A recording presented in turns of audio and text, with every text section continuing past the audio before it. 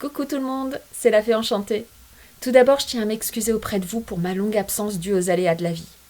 À l'avenir, je ferai de mon mieux, c'est promis, pour venir vous conter d'autres histoires de façon plus régulière. Alors pour la reprise, je vous propose un conte court, que j'affectionne tout particulièrement. La sorcière amoureuse, de Bernard Friot, que j'ai trouvé dans le livre Contes de sorcières, aux éditions Flammarion. Vous êtes bien installés ? Alors c'est parti. C'était une vieille, très vieille sorcière. Elle habitait une maisonnette au fond des bois, près de la source des Trois Rochers. Un jour, un jeune homme passa devant sa fenêtre. Il était beau, plus beau que les princes des contes de fées, et bien plus beau que les cow-boys des publicités télévisées. La vieille sorcière fut émue tout d'abord, puis troublée, et enfin amoureuse. Plus amoureuse qu'elle ne l'avait jamais été. Naturellement, elle ne ferma pas l'œil de la nuit. Elle feuilleta toutes sortes de vieux grimoires, remplis de formules magiques. Elle courut les bois à la recherche d'ingrédients mystérieux. Elle coupa, hacha, mixa, mélangea, pesa, ajouta, remua, goûta. Et au petit matin, elle mit en bouteille un plein chaudron d'élixir pour rajeunir. Au début de l'après-midi, elle avala une bouteille d'élixir. Comme c'était amer, elle procédait ainsi. Un verre d'élixir, un carré de chocolat. Un verre d'élixir, un bonbon à la fraise. Et ainsi de suite. Après le dernier verre, elle était redevenue jeune et jolie. Si jolie qu'elle aurait pu faire carrière au cinéma ou devenir institutrice. Avec 2 toiles d'araignée, un peu de poudre de crapaud et une formule magique découpée dans le journal de mode des sorcières, elle se confectionna une merveilleuse robe décolletée, garnie de dentelles.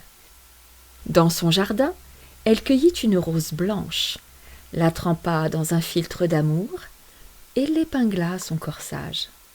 Ensuite, elle s'assit sur un banc devant la porte et attendit. Elle n'attendit pas longtemps. Sur le chemin apparut le beau jeune homme, vêtu d'un riche costume brodé d'or, une fleur blanche à la boutonnière. Le jeune homme salua la sorcière, la conversation s'engagea et, comme la sorcière était pressée, au bout d'1 quart d'heure, le jeune homme était fou amoureux. 5 minutes après, ils échangèrent leur premier baiser. Puis brusquement, la sorcière se leva et dit très vite « À demain, mon bel amour !» Et elle s'enferma à double tour dans sa maisonnette. Il était temps. Quelques secondes plus tard, la belle jeune fille était redevenue une vieille, très vieille sorcière. L'élixir avait cessé d'agir. Et ce fut ainsi tous les jours. Une bouteille d'élixir pour rajeunir, des mots d'amour murmurés, quelques baisers échangés, puis vite, très vite, des adieux pressés. Le beau jeune homme ne se plaignait jamais. Il disait en souriant « Adieu, ma belle !» et il partait sans même se retourner. Après quelques semaines, par un bel après-midi d'été, la sorcière déclara à son jeune homme qu'elle voulait l'épouser. Le jeune homme baissa les yeux en rougissant et ils fixèrent le mariage au lendemain matin. Le lendemain donc, la vieille sorcière avala 3 grandes bouteilles d'élixir pour rajeunir. Ça lui donna d'atroces douleurs d'estomac. Mais il fallait bien en passer par là. Les 2 amoureux se marièrent au village voisin, puis s'en retournèrent bien vite jusqu'à la maisonnette au fond des bois.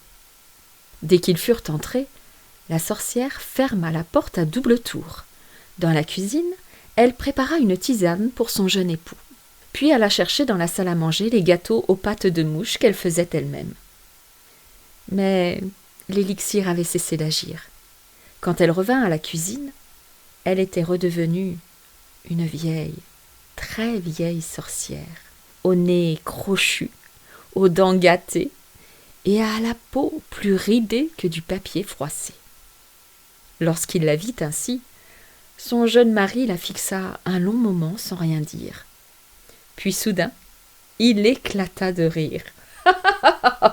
« Vieille sorcière, ton élixir pour rajeunir ne vaut pas grand-chose.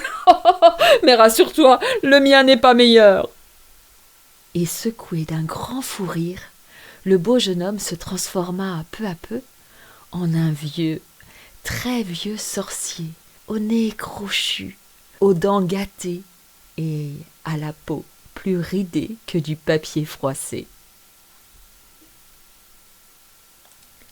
Voilà, j'espère que cette histoire courte vous aura donné envie d'écouter les prochaines.